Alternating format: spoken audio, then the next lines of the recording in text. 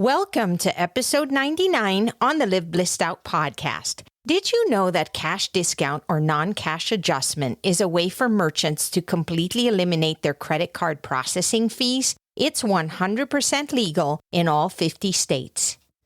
Hello, action taker. Welcome to Live Blissed Out, a podcast where I have inspirational and informational conversations with business owners and subject matter experts to help you get the scoop on a variety of topics. Tired of hesitating or making decisions without having the big picture? Want to be in the know? Then this is the place to go. I'm your host, Marissa Houston, helping you achieve bliss through awareness and action. So let's get to it. In this episode, Bruce Speegle shares key information on merchant processing so you know what to consider to make the right choice for your business. Bruce founded and operates the independent sales office known as SG Associates, LLC. For 18 years, Bruce and SGA have developed a unique and time-tested philosophy and strategy to assist merchants with their credit card processing needs. With 9 offices covering 42 states, SGA's clients experience the best-suited products and services to maximize their processing needs while paying the lowest processing prices in the market. SGA has developed valuable relationships with the nation's top processors, equipment providers, and third-party providers in the industry. To learn more, visit sgassociatesllc.com. The information, opinions, and recommendations presented in this podcast are for general information only, and any reliance on the information provided in this podcast is done at your own risk. This podcast should not be considered professional advice. Bruce, welcome to the show. Hey, Marissa. Thanks so much for having me. There's a lot of mindset conversations that I have in the podcast, but I also like to incorporate conversations about things that business owners need to be aware of that impact them. And this is one of those conversations. Could you tell us exactly what we're going to be discussing and provide good information to our listeners? I'm going to treat you just as if you were one of my prospective clients. My philosophy is pretty simple. I coached football for over 30 years. And between that and my business acumen was introduced into the merchant services industry. So I took about 9 months to learn all the moving parts of this industry. And I'll tell you straight up, it's a very complex industry and it's constantly evolving. There's tons of lawsuits, tons of litigation, tons of changes. COVID, of course, has created a whirlwind of issues, some good, some bad. I'm going to take a very complex concept and make it as simple for my customers as possible. Most of my customers look at their credit card processing statement and they don't have a clue on how to read it. They don't know what the numbers mean. And every statement's different based on which ISO is doing it, which is me, independent sales office. So the first thing I do is try to make this whole industry as simple as possible. Secondly, introduce them into the way in which their current account is priced versus what we would charge them. What's most important to me is my third-party partners, whether it be a processor, whether it be an equipment provider, whether it be a point-of-sale partner, etc. There's all kinds of third-party partners that we use. I negotiate directly with my third-party partners, and they must absolutely follow my rules, which means my buy rates, what they charge me, has to be the lowest, and I have to have full control over it. And then secondly, nobody tells me how to price my merchants. They cannot add fees. They cannot increase our profit, our markup. They can't make any changes to the account without my written permission, and that's very, very important. All your listeners that take credit cards have experienced this at one time or another. And that is that, number one, they probably have been taken advantage of by another provider, whether it be they matched a price from somebody's previous provider. And then after a certain period of time, their rates started to creep up. They found out about it. Then they wanted to cancel. And then they learned that when they tried to cancel, they had an early termination fee and a very expensive ticket to get away from this provider. So the first thing I did was I eliminate all of the what I call ancillary profit fees. I try to make this as simple for my merchants as humanly possible. Educate them about the industry, show them the different pricing methods, and then sit down and really talk to them about their business and what their needs are, how they process credit cards, what equipment do they need? Do they have a shopping cart? Do they need a payment gateway integration? Do they need a QuickBooks integration? There's not a merchant out there that we haven't worked with in terms of categories. No merchant's too big and no merchant's too small. There's lots of competitors out there, And what sets me apart is I own my own ISO, which means I don't answer to anybody. When I bring on a sales associate, they're a 1099 employee, so they're responsible for all their own taxes, and they go out and reach out to their contacts, and then we partner with them and we sign up merchants based on their needs, etc. Of course, we're going to talk about pricing because that's a big deal in our industry. What I want to really talk about is how the industry is set up, how it works, and that'll give everybody a real understanding of what to look for when it comes to selecting a provider. First of all, you're going to hear the term interchange. Well, the Interchange Board is the governing body for credit card processing in our country. The Interchange Board is made up of Visa, MasterCard, Discover, Amex, and issuing banks. And when I say issuing banks, those are the banks that you and I, as consumers, go and get a credit card, whether it's a debit card or standard credit card or rewards card. And then we go out in the public and we use that credit card. But that issuing bank is part of Interchange, so they have the say. The Interchange Board is the governing body. They set the rates, they set the rules across the board. Within Interchange and all the issuing banks out there in the United States, there are a variety of different cards that are issued. Debit cards, standard credit cards, rewards cards. We're even talking about corporate cards or travel cards or utility cards. If it's a trucker and he owns his own business, he may use a gas card. So within Interchange, there are over 400 different card types, which means there are over 400 different rates associated with those card types. I want to break down for everybody, make it as simple as possible, and explain to them what goes into a credit card processing fee. The first thing is you have the issuing bank fee. So if you've got a specific card, let's say it's a Signature 2 card, doesn't mean anything to any of us, but that card has a specific rate to it. That happens to be a rewards card. And let's say that rate associated with that card is 2.3%. What that means is if I have a Signature 2 card, go out and use it in public, my bank who issued me the card gets paid 2.3% of the amount of the transaction at that particular merchant.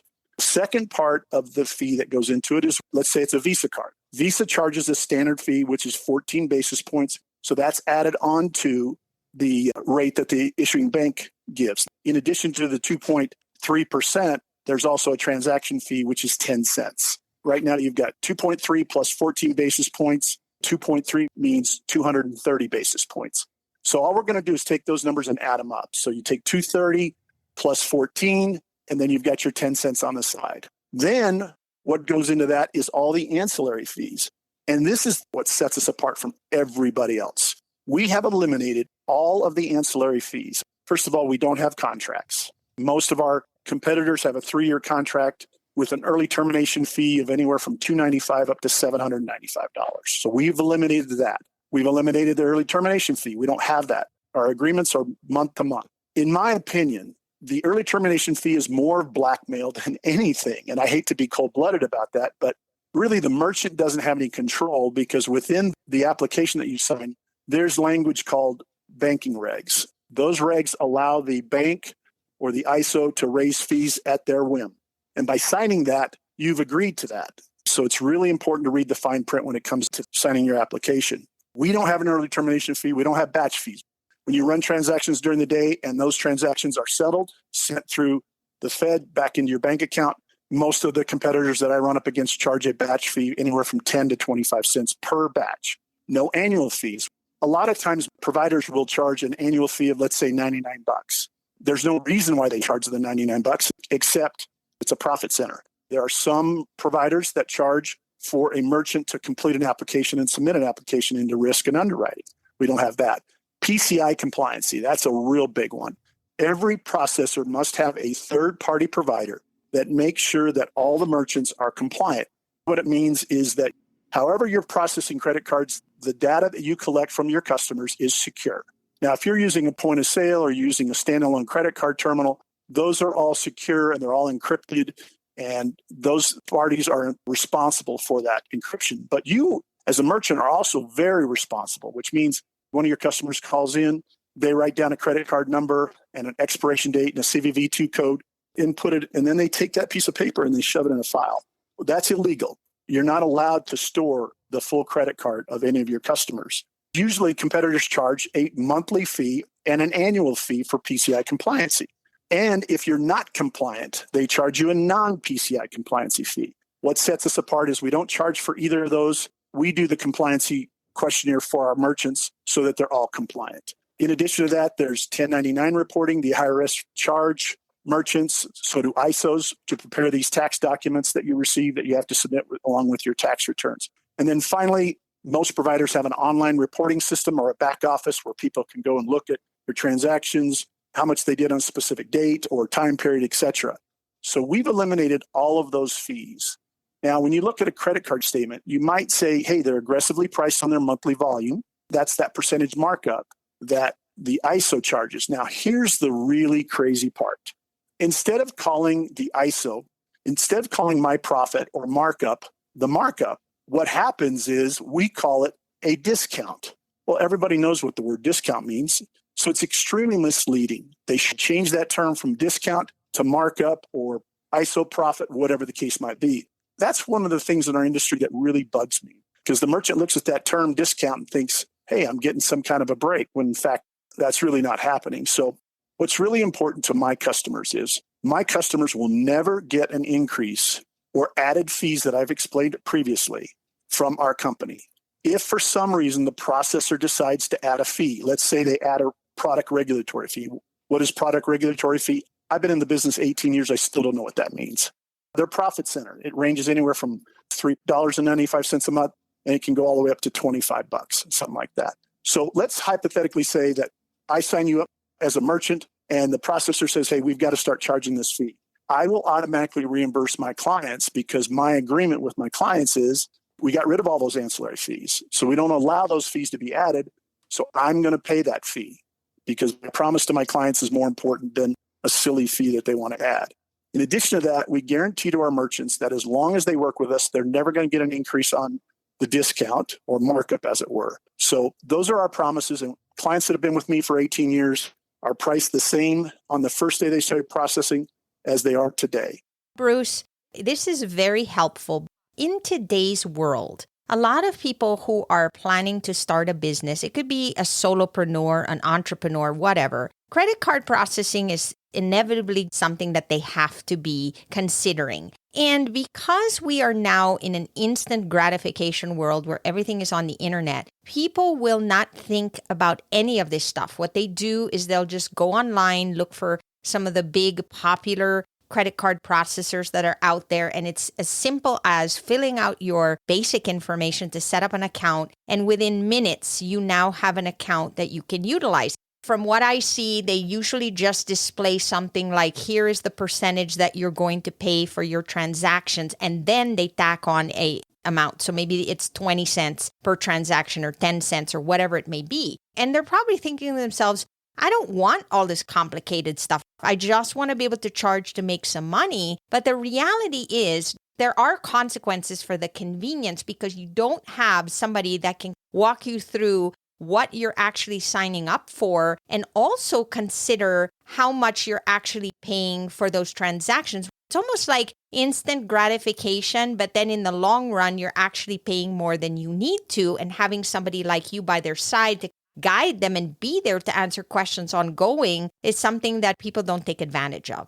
Boy, that's accurate, more than you know. What's important to me is know as much about our industry as possible, and then to take that knowledge and make sure my merchants understand what's really going on in their world. When a merchant signs up with SG Associates, which is our company, what happens almost all the time is there'll be other providers who will call or drop in. They'll get a credit card processing statement from the merchant. They'll take a look at it. And inevitably, most of them say, hey, we can't touch this price. And let me explain why that is. Because most of the people that walk through the door work for the ISO, which means they're not allowed to change their pricing. They're given a script in terms of what the pricing is going to be, how much equipment is, et cetera. And they don't have any control. And that's the difference between my competitors. We don't cold call customers either. Any of you that are listening that have a merchant account or take credit cards know that you're being bombarded constantly. And they all say they're for merchant services. Some call and they use what I consider improper tactics by saying, hey, we are doing your merchant services. We need to do an update on your pricing. Send us a statement. And that's the other issue is I tell my merchants that nobody's going to call them but me. So if they get a call saying that they're part of merchant services or whatever, it's nothing but a sales call. And they're to hang up and then call me, and then I take whatever issue they may have. What's really confusing to a lot of people is they'll come to me and say, what's your rate? What's your best rate? Well, think about what I said earlier. There are over 400 different card types that interchange it. Every one of them is a different rate. Every merchant takes a certain number of credit cards each month, and they all vary in terms of what type of credit card. The business has a great deal to do with it. So if you're a furniture store, you're probably going to take more rewards cards because the ticket size is large and the consumer wants their points and rewards. So they're going to use that rewards card. If they go to a liquor store and they spend $20, they may use their ATM, which is a much cheaper way of treating the merchant in terms of what fees are going to be charged. So there is no one rate. The key is what the overall effective rate is. In other words, when you take all the fees and you divide it by the monthly volume, you're going to come up with a percentage. It's a real quick and easy way. It doesn't show you where all the bodies are buried, but it does show you a basic picture of where you're at from a percentage perspective. Bruce, if you see a company out there that you can easily sign up for and they give you that flat rate, they just say, okay, across the board, 3.5% that we charge plus 20% transaction, because usually those are the two numbers that I see. Are you saying then that they take an average of everything that's out there and that's how they come up with one general number to simplify it for the merchant? Yes. The scenario that you just painted is an old and outdated pricing methodology called tier pricing. We don't see that much anymore, but the competitors are still out there saying, hey, our overall effective rate is, let's just say it's 2.3%. Well, then you sit down and you look at their statements and it's nowhere close to that because they've got all these markups and all these other things that they've charged the merchant for. What really is important is to get a hold of a statement, take a look at it. We do a full analysis. We don't charge for it. It's free. We'll give you a true picture of what you're being charged from that provider versus what we would charge you if we were working with you at that same time period. So it's extremely valuable. It gives the merchant tons of information to make their decision. And really, it's not a sales transaction because it's black and white. You look at the numbers and you say, here's what you're paying now. Here's what you're going to pay with us moving forward. If you're not happy, you can close the account within 30 days and there's no fee involved in it. So there's really no risk to making the switch. There's a couple of things that I've done which are completely different than my competitors. The first thing, we don't charge for equipment. So if a merchant needs a mobile app and they need a card reader that connects to your phone, we give that to the merchant for free. In addition to that, if they need a standalone terminal, we give them that equipment for free. If they need a point of sale, we will give them that equipment for free. I don't spend any money on advertising, and I use my advertising budget to take care of my clients. And that does a couple of things. It alleviates the concern of overcharging a client. And I'm brutally honest with my clients about what equipment costs. I want them to know, because honestly, they can Google, if let's say it's a Deja Vu Z11, they can Google that terminal and see exactly what the market's charging for that terminal. I eliminate that decision and I give the terminal to my customers for free. And it just solves a lot of problems and they're much happier. We also give a lifetime warranty. So if the terminal breaks, we replace it at no charge to the customer, unless they drop it in a bucket of water, which just recently happened with one of my clients. Then they're going to have to foot the bill and get a new terminal. We try to eliminate all of the guessing, all of the confusion. Interchange has been around forever, just like the governing body has, Visa, MasterCard, etc. I'm sure everybody's heard of surcharging. And surcharging is where the merchant charges the customer a fee to offset their credit card fees. That's really important, the term offset. Surcharging in Colorado has been illegal for a long period of time. Now, just recently, they passed a law that allows the merchant to charge up to 2% for surcharging. That's not a good situation because that normally doesn't cover all the credit card fees. The other states where surcharging is illegal, they have a maximum rate of 4%.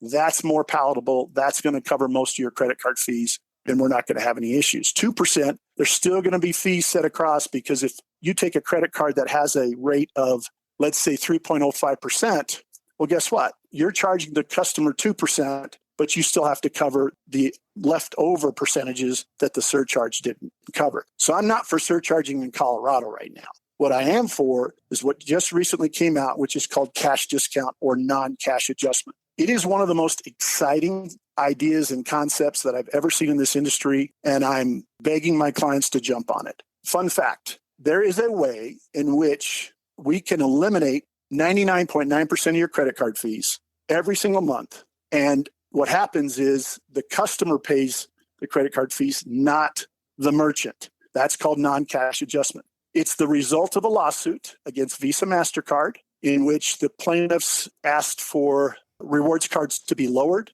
They won in court. They offered a $9 billion settlement that didn't go through. So they came up with this solution, and that is that if the customer, let's say they walk into Dick's Sporting Goods and they grab 3 items and they take their wallet out and they pay cash, then they have a cash price, and that's a different price than the non-cash adjustment price. If they use their credit card, let's say the non-cash adjustment percentage is 3.5%. Let's say the transaction's $100. They put their credit card down, they run the card, the merchant gets 100% of the $100, and then the customer pays the 3.5% on $100, which is $3.50. So that's the way in which merchants no longer have to pay credit card fees. By the way, it's legal in all 50 states. For the longest time, rewards cards have been the thorn in every merchant's back because here's the deal. If I bought an airline ticket on United and I wanted to upgrade to first class, I don't think United is going to pay my upgrade fee. I have to pay that. In the credit card world,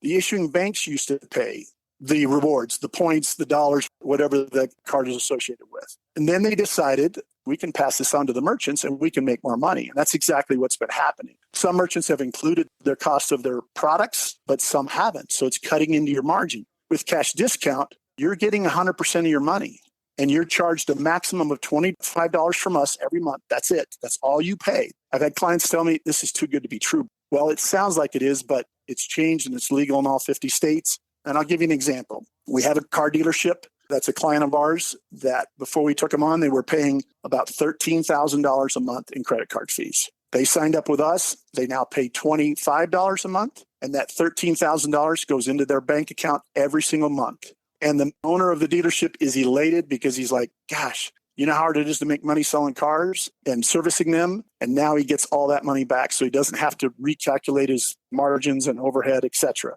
So it's a wonderful concept. The first concern that's going to probably come out of your mouth is my customers are going to be angry. They're not going to like this. They're going to leave me. Well, I can tell you with the number of merchants we've put in with cash discount and all the other people I've talked to, the customers don't get angry. They don't complain. They sign the ticket and they move on.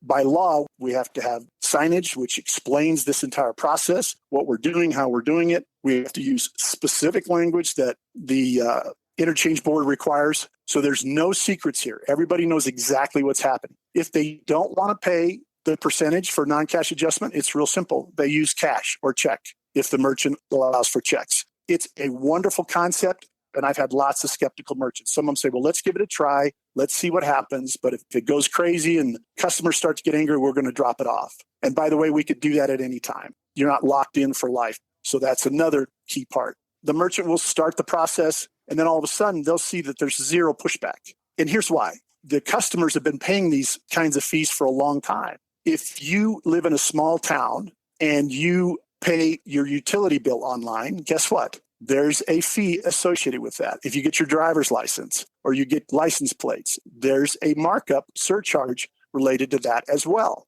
So it's been around a long, long time.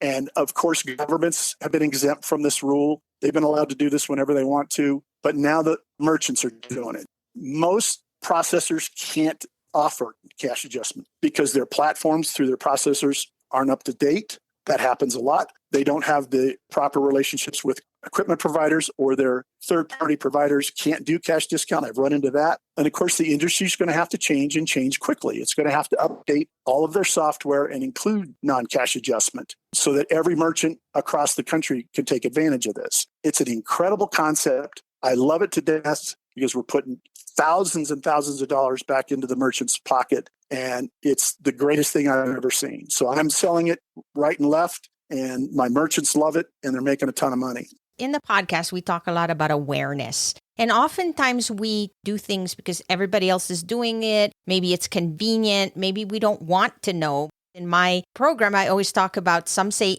ignorance is bliss, and I think the opposite is true, which is one of the reasons why I invite guests like you.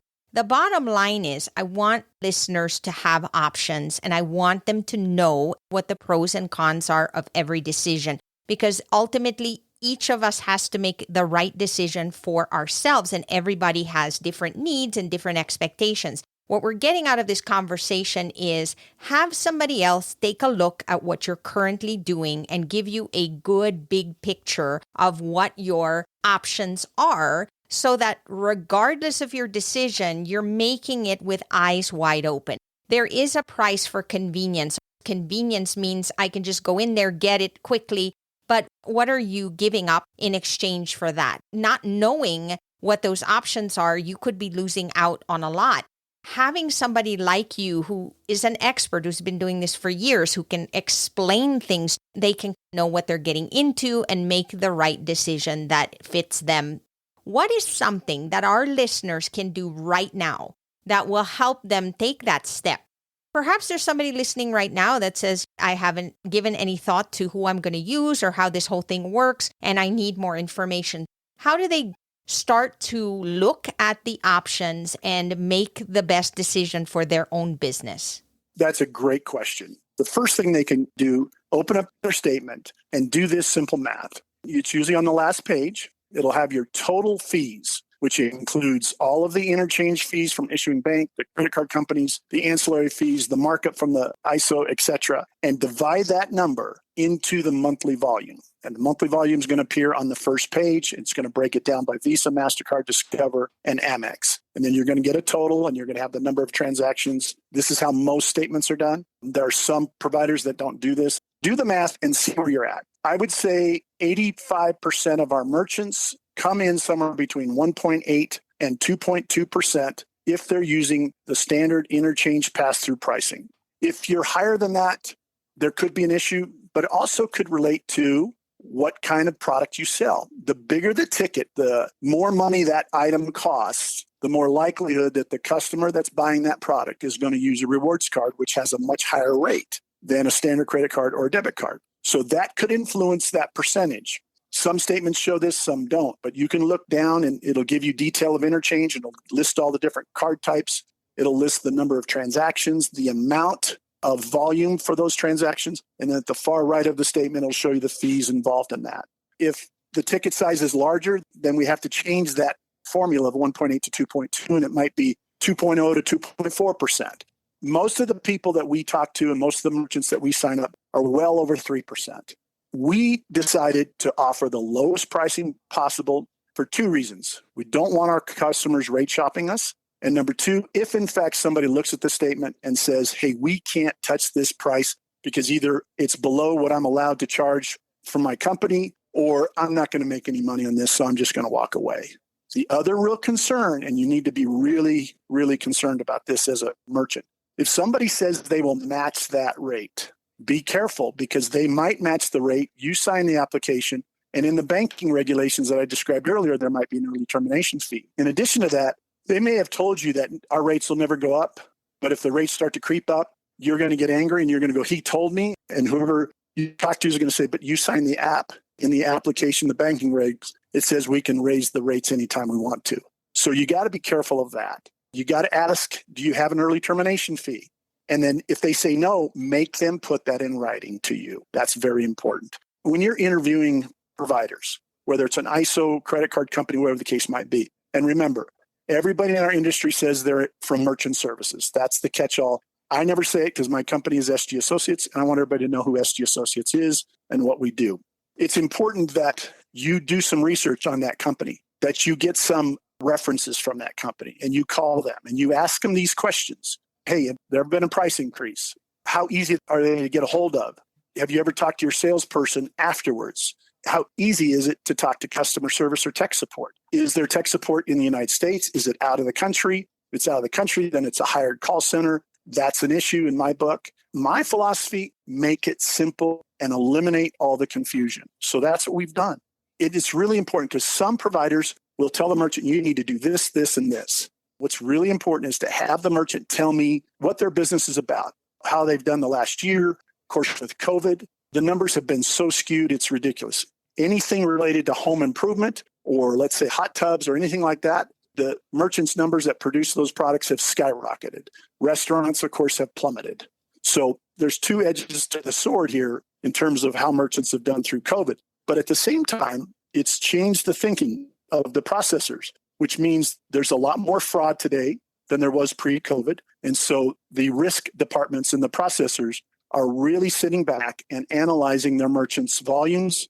They're looking at financials. They want to know that everything is legit because the amount of fraud is up to levels that never seen before. Finally, what's really important when you're talking about trying to hire a new provider is you got to gauge their experience. The average stint in our industry, if you're a salesperson, is 6 months. Well, I've been in it 18 years. I love what we do. I love the customer service we provide. Most importantly, we offer every type of solution possible to taking credit cards. And I don't care if they need a payment gateway, they need recurring billing, they need a mobile app, they need a point of sale for their specific industry. Whatever it is, we have providers that have agreed to operate under our philosophy and charge the least amount for their products and services. And more importantly, is we only put our merchants into the products and services that they really need, are going to use to be successful in their business.